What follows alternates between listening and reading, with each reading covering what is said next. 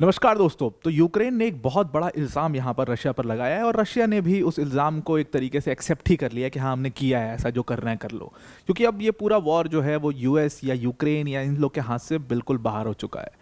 बाहर इसलिए मैं कह रहा हूँ क्योंकि रशिया ने पीस प्रपोजल को ठुकरा दिया और आपने ड्रोन अटैक कर दिया पुतिन के प्रेसिडेंशियल हाउस के ऊपर कुछ दिनों पहले, जो कि अभी घटना हुई। और जिस तरीके से रिसेंटली पिछले 2 हफ्ते में डायनेमिक्स चेंज हुए हैं, तो अब बात साफ है, बहुत साफ है कि यार तुम रशिया की शिप सीज करोगे, तुम पुतिन के प्रेसिडेंशियल पैलेस के ऊपर अटैक कर दोगे, तो आप क्या एक्सपेक्ट करते हो कि वो रिटेलिएट नहीं करेंगे? वो 100% रिटेलिएट करेंगे and that is what they are doing. कहा जा रहा है कि इस वॉर में ऐसा दूसरी बार हुआ।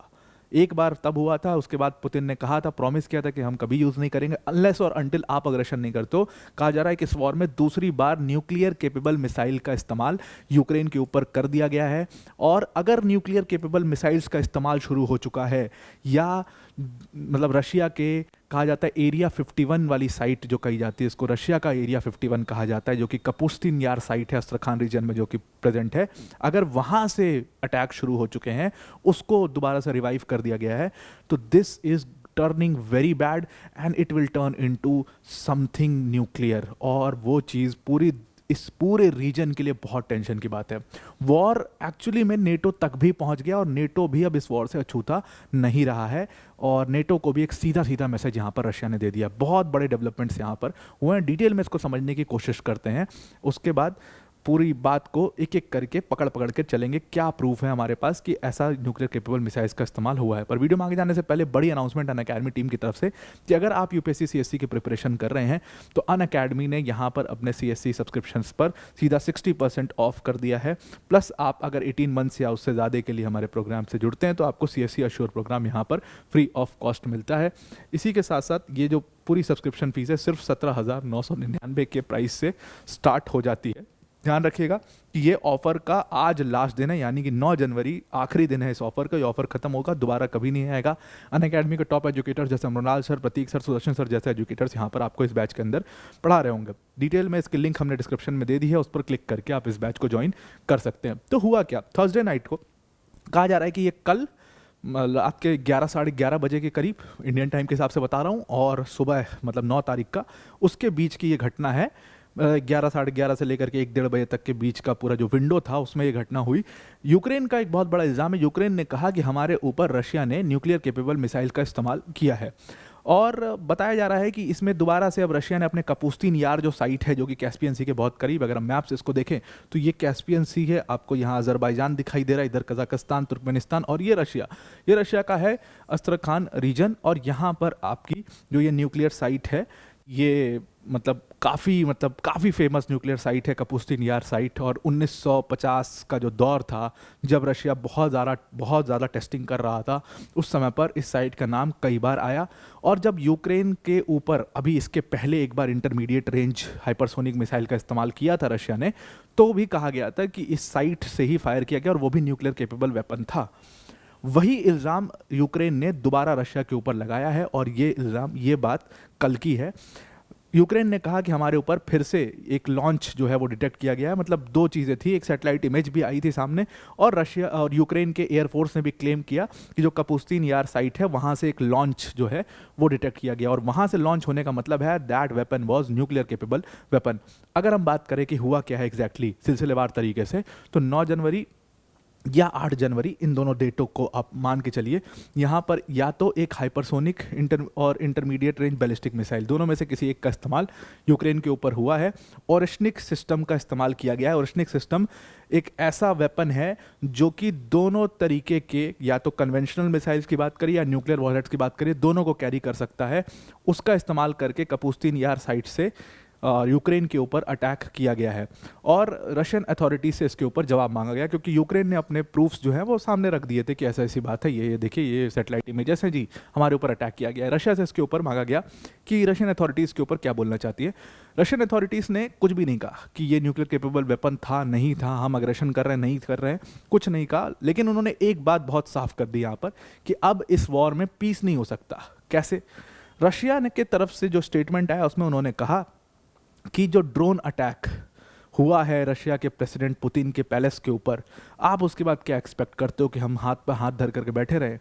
तो मीडिया ने कहा कि वो तो डिनाई कर रहे हैं जी कि उन्होंने कोई प्रेसिडेंट पैलेस के ऊपर अटैक नहीं किया। उन्होंने कहा उनको डिनाई करने दिया, हमारे पास फुटेजेस थी, हमने वीडियो भी सामने लाया था। तो उसी का रिटेलिएशन है ये, और ये रिटेलिएशन बहुत बड़ा होगा। मतलब एक पूरी बैरेज ऑफ मिसाइल्स का इस्तेमाल किया गया था और ये रिटेलिएशन उन्होंने साफ कर दिया कि बहुत बड़ा होगा। इस चीज़ को रिपोर्ट किया, मतलब कई सारे न्यूज़, यहाँ पर रूटर्स ने, न्यूयॉर्क टाइम्स ने, सब ने रिपोर्ट किया, वॉशिंगटन पोस्ट ने, कि रशिया ने ओरेशनिक हाइपरसोनिक मिसाइल यूक्रेन के ऊपर दोबारा से इस्तेमाल की है। और सबसे बड़ी बात इसमें यह थी कि किस जगह पर यह मिसाइल का इस्तेमाल हुआ है। और वहीं से मैं कह रहा हूँ कि वॉर अब बहुत अग्रेसिव हो चुका है। रशिया ने जो एक्सप्लोजन्स देखे गए, सबको लग रहा था कि निप्रो वगैरह पे करेगा दोबारा से रशिया, लेकिन ये जो एक्सप्लोजन्स देखे गए ये लिविव शहर पे देखे गए, जो कि पोलैंड के बॉर्डर के बहुत करीब है। यानी कि अब ये वॉर जो है वो नेटो के द्वार तक पहुंच चुका है। वहां पर एक्सप्लोजन्स देखे गए और इससे पोलैंड भी सत्ते में आ गया है। पोलैंड ने भी स्टेटमेंट जारी किया है कि भैया हमें बचा लो, ये नेटो की प्रॉब्लम जो है वो हमारे घर तक आ चुकी है, नेटो तक आ चुकी है, नेटो को कुछ एक्शन लेना चाहिए इसके ऊपर। नेटो का अभी ऑफिशियली कोई बयान इसके ऊपर नहीं आया है। अगर हम कपूस्तीन यार साइट की बात करें तो ये रशियन मिसाइल रेंज है, जहां पर वो अपने अस्त्रखान रीजन में, जहां पर वो अपने बैलिस्टिक और स्ट्रैटेजिक सिस्टम्स को टेस्ट करते हैं। ओरेशनिक सिस्टम मिसाइल सिस्टम्स की बात करें तो हाइपरसोनिक मैक 10 की स्पीड होती है और ये न्यूक्लियर पेलोड्स भी इस तरीके का डिज़ाइन होता है that it allows for the nuclear payloads. और एनालिस्ट का कहना है कि इसमें जनरली वो कन्वेंशनल यूज़ करते हैं, न्यूक्लियर पेलोड्स नहीं यूज़ करते हैं। लेकिन अब नेवर नो, ये वॉर अगर अग्रेसिव हो जाए तो वो क्या करें क्या नहीं करें, बिकॉज जिस तरीके से रशियन शिप को आपने सीज कर लिया उसके बाद आप क्या एक्सपेक्ट करते हो, दे कैन डू एनीथिंग। मतलब जिस तरीके से रशियन अथॉरिटीज़ के स्टेटमेंट्स आ रहे हैं पिछले 2-3 दिनों से, दे आर 100% वेरी श्योर। उसके बाद आप ईरान में एक डिस्टर्बेंस देख रहे हो, वहाँ पर भी रशिया जो है वो कह रहा है कि they will give as much support as they can. तो हर जगह पर आप देखो प्रॉब्लम्स जो है ट्रंप ने और बढ़ा दी हैं। वेनेजुएला में आपने ऑलरेडी एक इशू कर दिया जिसकी वजह से China is very very angry on it. और चाइना के स्टेटमेंट्स आप देखिए, चाइना ने साफ कह दिया कि इंटरनेशनल लॉ का वायलेशन है, फिर तो हम भी वायलेशन कर सकते हैं और हम कर सकते हैं कि we are fighting a war. और इस तरीके से we are fighting a war on drug and we are fighting a war on terror हम भी कह सकते हैं। तो यूएस की आदत रही है, वो किसी को एक्चुअल वॉर डिक्लेयर नहीं करते, वो वॉर ऑन टेरर डिक्लेयर करेंगे, उसके बाद सीरिया में घुस जाएंगे, वो वॉर ऑन ड्रग्स डिक्लेयर करेंगे और उसके बाद कोलंबिया और इधर घुस जाएंगे। तो उनकी ये आदत रही है और उनको ये चीज़ स्टॉप करनी पड़ेगी। ट्रंप के पागलपन से होना कुछ नहीं है, ये सारा रीजन जो है वो काफ़ी डिस्टर्ब हो जाएगा और वो होते हुए हम देख रहे हैं चीज़ें लगातार बिगड़ती जा रही हैं। ऑल्दो मेरा पैनिक क्रिएट करना मेरा एजेंडा नहीं है, एजेंडा है कि आपको पता हो कि चीज़ें खराब होती चली जा रही है, लगातार खराब होती चली जा रही है और इसका इम्पैक्ट हम पर भी पड़ेगा, ग्लोबल प्राइसेस पर पड़ेगा, ऑयल प्राइसेस पर पड़ेगा, गोल्ड प्राइसेस का हालत आप देखें, हर चीज़ पर इसका इम्पैक्ट आपको पड़ता हुआ दिखाई देगा कुछ दिनों में। अभी तो थोड़ा समय है, लेकिन महीने 2 महीने में अगर यही चीज़ें कंटिन्यू रहीं तो आपको 100% इसका जो इम्पैक्ट है वो दिखाई देगा। तो अब यही इनके ऊपर इनका इल्ज़ाम था कि लिविव शहर पर हमला किया गया है और जब इनके पास इंटेलिजेंस रिपोर्ट आ चुकी थी पहले ही कि यहाँ पर बैलिस्टिक मिसाइल या का इस्तेमाल जो है वो होने वाला है। कपूस्तीन यार साइट को दोबारा से रिवाइव किया गया है और वहाँ से आप एक लॉन्च देख सकते हो, इनके एयरफोर्स ने डिटेक्ट कर लिया था और उसके बाद इन्होंने एक्सप्लोजन्स लिविव शहर में सुना, उसके बाद इनकी हालत ख़राब हो गई। अब देखिए मामला पूरी तरीके से, मैं ऐसा क्यों कह रहा हूँ, एक बार पहले भी अटैक हुआ था और सेम न्यूक्लियर केपेबल मिसाइल इस्तेमाल की थी रशिया ने, तो यूएस और सबके हाथ पांव फूल गए थे, बड़ा स्टेटमेंट आया था और उसके बाद रशिया ने इसको कंफर्म किया कि भाई ठीक है हम नहीं करेंगे और हम प्रॉमिस करते हैं कि हम इसका कोई भी ऐसा एग्रेसिव वेपन का इस्तेमाल नहीं किया जाएगा यूक्रेन के ऊपर। अब दोबारा से फिर उसके बाद पीस प्रपोजल्स वगैरह शुरू हुए, यूक्रेन ने मामला ख़राब कर दिया ड्रोन अटैक करके, और दूसरा फिर यूएस ने मामला ख़राब कर दिया रशियन शिप को सीज करके। अब ये मामला US ball is not in their court any more, now the ball is in Russia's court and they are doing it, वो बास्केट पे बास्केट कर रहे हैं। नाउ यूएस और यूक्रेन के हाथ से मामला बहुत दूर निकल चुका है और अब जो करना है रशिया ने करना है और वो वही चीज़ कर रहे हैं। तो अब इनके हाथ पांव फूल चुके हैं। जो बैरेज ऑफ मिसाइल्स का इस्तेमाल किया गया था, वो कुछ मिसाइल्स जो हैं वो कीव शहर पर भी गिरी जिसमें 10 लोग मारे गए और 14 लोग गंभीर रूप से घायल हैं। अब देखिए एक बार पहले भी इन्होंने न्यूक्लियर केपेबल मिसाइल्स का इस्तेमाल किया था रशिया ने और एक बार फिर से किया है। एक्सपर्ट्स का कहना है कि इन दोनों में एक डिफरेंस है मैसेजिंग का, डिफरेंस है सिंबॉलिज्म का। जो पहली मिसाइल का अटैक था वो यूक्रेन को चोट पहुंचाने के लिए था। जो एरोस्पेस फैक्ट्री थी वहां पर जो निप्रो शहर में थी उसके ऊपर अटैक किया था। जब पहली बार इन्होंने न्यूक्लियर केपेबल मिसाइल का इस्तेमाल किया था तो वो यूक्रेन में खौफ पैदा करने के लिए, यूक्रेन को नुकसान करने के लिए, डराने के लिए हुआ था।